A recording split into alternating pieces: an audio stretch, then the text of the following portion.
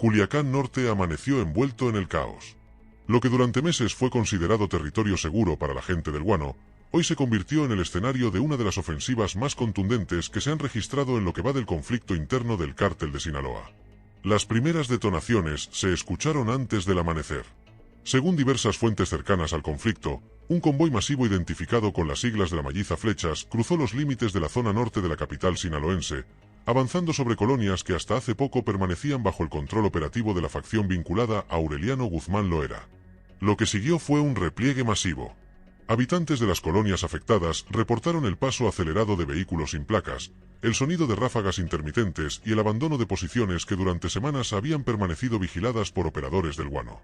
En cuestión de horas, el paisaje cambió por completo.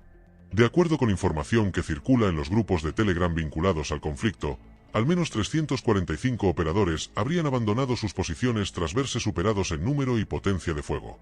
Las imágenes que comenzaron a difundirse en redes sociales muestran decenas de troconas blindadas estacionadas en brechas, algunas con las puertas abiertas, otras con los motores todavía encendidos. El conteo preliminar que manejan las fuentes habla de 98 vehículos abandonados, entre camionetas reforzadas con blindaje artesanal, PIC-UPS equipadas con torretas improvisadas y unidades tipo Suburban con cristales polarizados. Junto a ellas, un arsenal que incluiría al menos 678 rifles de diversos calibres, incluyendo fusiles de asalto tipo cuerno de chivo, rifles Barrett calibre .50 y armas cortas de uso exclusivo del ejército. El golpe no fue solo territorial. Fue simbólico. Y representa un quiebre en la dinámica que se había mantenido durante las últimas semanas en la capital sinaloense. Para entender la magnitud de lo ocurrido, hay que retroceder unos días. La Sierra del Durazno en Tamazula, Durango, había sido el escenario de un operativo federal que puso al Guano contra las cuerdas. Fuentes internas confirmaron que el objetivo era claro: capturarlo o eliminarlo. Durante ese operativo del domingo pasado, helicópteros artillados sobrevolaron la zona mientras elementos de los UNOPES avanzaban por tierra para cerrarle las salidas. El diseño era evidente: cerco por arriba, cerco por abajo y presión sobre todas las rutas de escape del viejo Panzón. La respuesta no se hizo esperar. La gente del Guano contestó con lo que ya se está volviendo costumbre en esta guerra: drones con artefactos explosivos arrojados directamente contra el personal de la Marina. La situación se puso brava y las versiones que corren hablan de al menos 10 bajas del lado de la gente del Guano, incluyendo a uno de sus hijos, aunque esta información todavía está en proceso de confirmación. Los nombres que se manejan son varios. Puede ser el Eliana, el Chico Guzmán. Puede ser Abdiel Guzmán Araujo, alias el Gabacho. Puede ser Aureliano Guzmán hijo, el Guanito o el Pelón Guzmán. Este último es el que según las fuentes habría quedado tramitado en ese enfrentamiento, aunque falta ponerle nombre y apellido con confirmación total. Lo cierto es que durante ese domingo las bajas reportadas encajan con lo que se escucha a nivel local. La gente del Guano perdió piezas importantes y en el terreno participaron refuerzos ligados a Jalisco que llegaron a respaldar la operación. El Guano logró escapar, pero la historia no terminó ahí. Al día siguiente, el operativo cambió de forma pero no de intensidad. La presencia del gobierno volvió a sentirse en la zona, ahora con un foco más marcado desde el aire. Habitantes de la sierra reportaron el sobrevuelo de 2 aeronaves T-6 Texan sobre el Durazno, haciendo pasadas de ida y vuelta durante varios minutos. El uso de este tipo de aeronaves por parte del ejército mexicano no es cualquier cosa. Los T-6 Texan se utilizan principalmente para reconocimiento aéreo, vigilancia de corredores y marcaje de zonas. Son funciones clave cuando un objetivo logra evadir un primer cerco terrestre. Ese patrón de vuelo, entrar, salir, volver a entrar sobre el mismo perímetro, no es show ni simulacro. Habla de un seguimiento posterior al operativo, enfocado en rutas de escape, posibles puntos de resguardo y movimientos en brechas y caminos rurales. En pocas palabras, al Guano lo están cazando. Y esta vez ya no se ve como un operativo más. Se siente personal. Los UNOPES son la élite de la Marina. Están altamente preparados y más allá del entrenamiento, traen un sentido de hermandad muy marcado entre ellos. Eso pesa cuando se revisa lo que pasó el domingo. Los recibieron con drones cargados de explosivos. La gente del Guano está acostumbrada a pelear desde la altura de los cerros, y esta vez aplicó lo mismo pero contra la élite de la Marina. Si nos regresamos a lo que pasó con los chapitos en Nabolato cuando atacaron al grupo de los murciélagos, sabemos cómo se manejan estas vueltas. A la semana, la pieza 27 terminó abatido durante un operativo y fue encontrado en condiciones que ya todos conocemos. Pero mientras la presión federal se mantenía en la sierra, algo diferente estaba gestándose en el corazón de Sinaloa. Los movimientos en Culiacán Norte comenzaron a intensificarse y las fuentes empezaron a reportar concentraciones inusuales de vehículos en las afueras de la ciudad. La ofensiva llegó sin previo aviso. Según las versiones que circulan, el convoy que ingresó a la zona norte de Culiacán estaba compuesto por decenas de unidades, muchas de ellas identificadas con las siglas de la Malliza Flechas. El objetivo era claro: recuperar territorio y golpear las posiciones debilitadas tras la presión federal en la sierra. Los operadores del guano que permanecían en la zona se vieron atrapados entre dos frentes. Por un lado, la presión gubernamental que los había obligado a dispersarse y reducir movimientos. Por otro, una fuerza rival que avanzaba con superioridad numérica y logística. La decisión fue replegarse. Y el repliegue se convirtió en desbandada. Las imágenes que comenzaron a circular muestran el abandono masivo de posiciones. Troconas estacionadas en medio de brechas, algunas todavía con las torretas montadas. Vehículos blindados con las puertas abiertas, como si sus ocupantes hubieran bajado corriendo. Arsenales completos dejados en el interior de las cabinas. El conteo que manejan las fuentes habla de cifras contundentes. 345 operadores que habrían abandonado la zona. 98 vehículos blindados recuperados por la fuerza invasora. 678 rifles de diversos calibres asegurados, junto con miles de cartuchos útiles. El golpe no solo afecta la capacidad operativa del guano en la zona metropolitana. Representa una fractura en la red de control territorial que había construido durante meses. Las colonias que hasta hace poco se consideraban bastiones de su gente, ahora quedaron expuestas y vulnerables. Testigos de la zona reportaron escenas de caos durante las primeras horas de la ofensiva. Familias que permanecieron resguardadas en sus hogares mientras afuera se escuchaban las ráfagas. Comercios que bajaron cortinas antes del amanecer. Calles vacías en colonias que normalmente tienen movimiento a cualquier hora. El impacto en la población civil fue inmediato. Escuelas que suspendieron clases. Negocios que no abrieron. Transporte público que dejó de circular por las zonas afectadas. Una ciudad que ya lleva meses viviendo entre la incertidumbre y el miedo, ahora enfrentando un nuevo episodio de violencia. Este movimiento no ocurre en el vacío. Forma parte de una ofensiva más amplia que la alianza del Mallito Flaco y el Chapo Isidro ha venido ejecutando en diferentes puntos del estado. Y no es la primera vez que vemos este patrón de avance territorial seguido de repliegue masivo del rival. Lo que hace diferente este episodio es la escala. 345 operadores es una cifra que representa una porción significativa de la estructura operativa del guano en la zona metropolitana. 98 vehículos blindados es una pérdida logística que no se recupera en semanas. 678 rifles es un arsenal que ahora está en manos del grupo contrario. Las fuentes cercanas al conflicto señalan que entre los vehículos abandonados había unidades que pertenecían a las llamadas Fuerzas Especiales Chuta, la célula criminal que hasta hace poco operaba bajo el mando de Jesús Manuel Álvarez Félix, alias el Chuta. Este personaje merece mención aparte. De acuerdo con diversas publicaciones en grupos de Telegram y WhatsApp, el Chuta era considerado comandante de alto rango de los Chapitos. Inició como sicario hasta liderar una célula enfocada en la defensa y expansión territorial. Pero la guerra tiene sus propias reglas. Y en el transcurso del conflicto entre los Chapitos y los Mayos, el Chuta supuestamente volteó bandera y se alió con Fausto Isidro Meza Flores, el Chapo Isidro.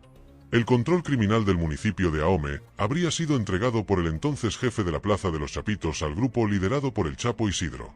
No es el único caso de cambio de bando. Otra célula criminal antes aliada de los Chapitos que volteó bandera para unirse a la alianza son los Cholos Vagos, según diversas publicaciones en los grupos de Telegram. En estos mismos grupos fueron publicadas las coordenadas de la ubicación de una de las propiedades del Chuta, localizada en la localidad de Mochicahui del municipio del Fuerte.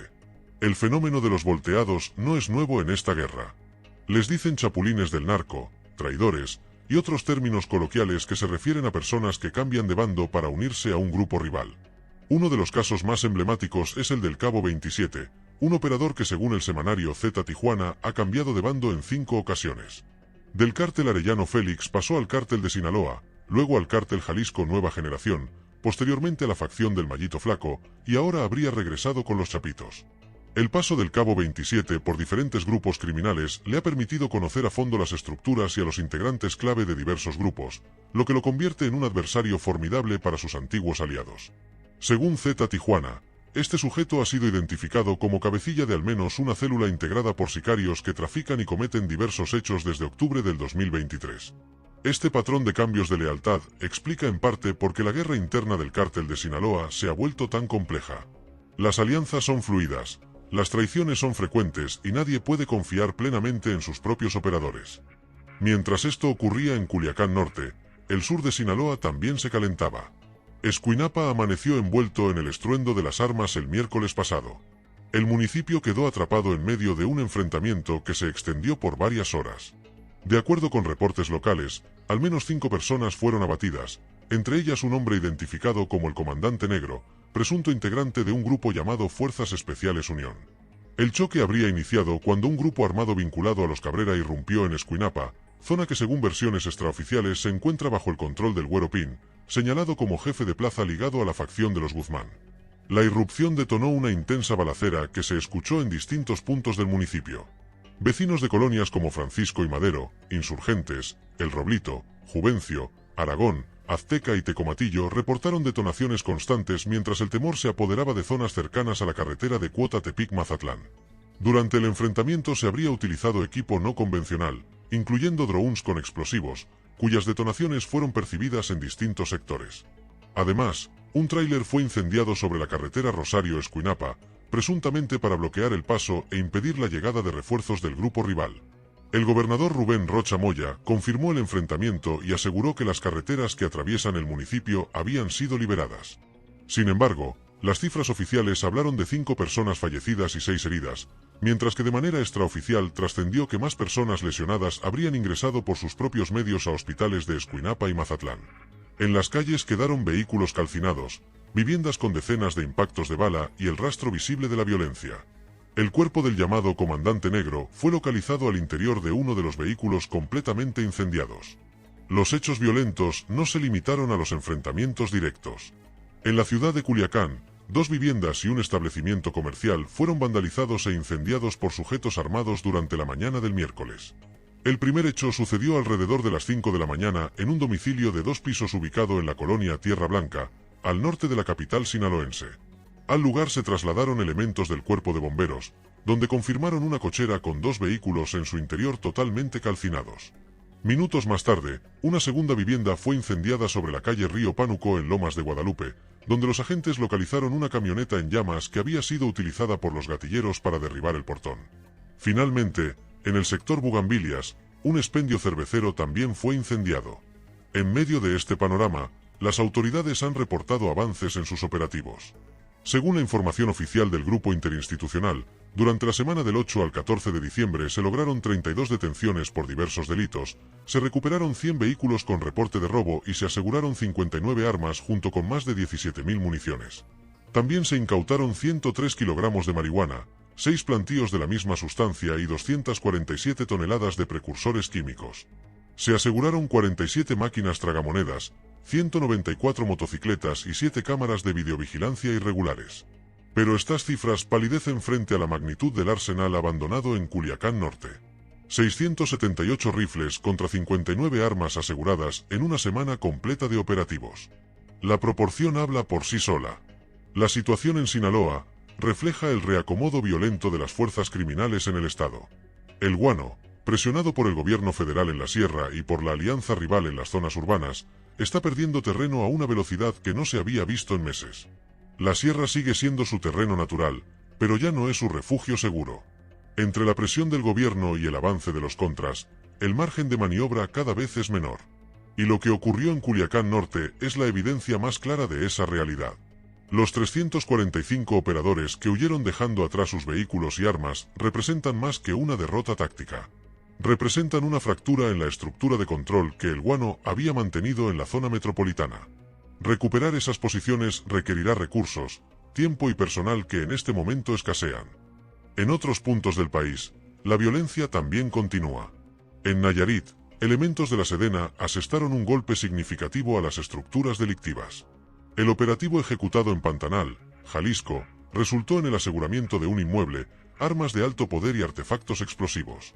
Los hechos se registraron a las 6 de la tarde y 40 del 16 de diciembre, cuando las fuerzas federales lograron ubicar y neutralizar un punto estratégico utilizado por la delincuencia organizada. Se aseguraron 4 armas largas de uso exclusivo del ejército, 344 cargadores de diversos calibres, 2 artefactos explosivos improvisados, 2 vehículos, una motocicleta y 5 chalecos tácticos. La propiedad donde se resguardaba el arsenal fue clausurada y quedó bajo vigilancia oficial. En la Ciudad de México, un operativo contra extorsionadores en la alcaldía Cuauhtémoc desató una balacera que dejó 6 detenidos y un elemento de la policía herido. Lo que inició como una diligencia de la Secretaría de Seguridad Ciudadana contra el delito de extorsión derivó en un enfrentamiento armado a plena luz del día en la calle Río Ebro, en la colonia Juárez. El incidente transformó una de las zonas con mayor actividad comercial y de oficinas de la capital en un escenario de crisis, obligando a peatones y residentes a buscar refugio inmediato ante el estruendo de las ráfagas. El panorama nacional de seguridad sigue siendo complejo. En Michoacán, el plan implementado por orden de la presidenta continúa activo tras la explosión en Coahuayana que dejó 6 personas fallecidas. Un vídeo que circula en redes sociales muestra a un hombre encapuchado que se identifica como el líder del cártel Jalisco Nueva Generación, deslindándose del atentado y culpando directamente a Juan José Farías, alias el Abuelo, líder del cártel de Tepalcatepec. Sin embargo, la versión oficial apunta a que las investigaciones están siendo desarrolladas para determinar la responsabilidad de los hechos. Recientemente, un operativo en los límites de Michoacán y Colima resultó en la detención de 6 personas señaladas de haber operado la camioneta que hizo explosión afuera del cuartel de la policía comunitaria. Regresando a Sinaloa, la pregunta que todos se hacen es qué sigue. El Guano logró escapar del cerco federal en la sierra, pero perdió posiciones clave en la zona metropolitana. Sus operadores huyeron dejando atrás un arsenal valorado en millones de pesos y vehículos blindados que representaban una inversión logística considerable. La alianza del Mallito Flaco y el Chapo Isidro avanza. Los volteados como el Chuta y los Cholos Vagos han fortalecido sus filas. Y la presión federal no parece que vaya a disminuir en las próximas semanas.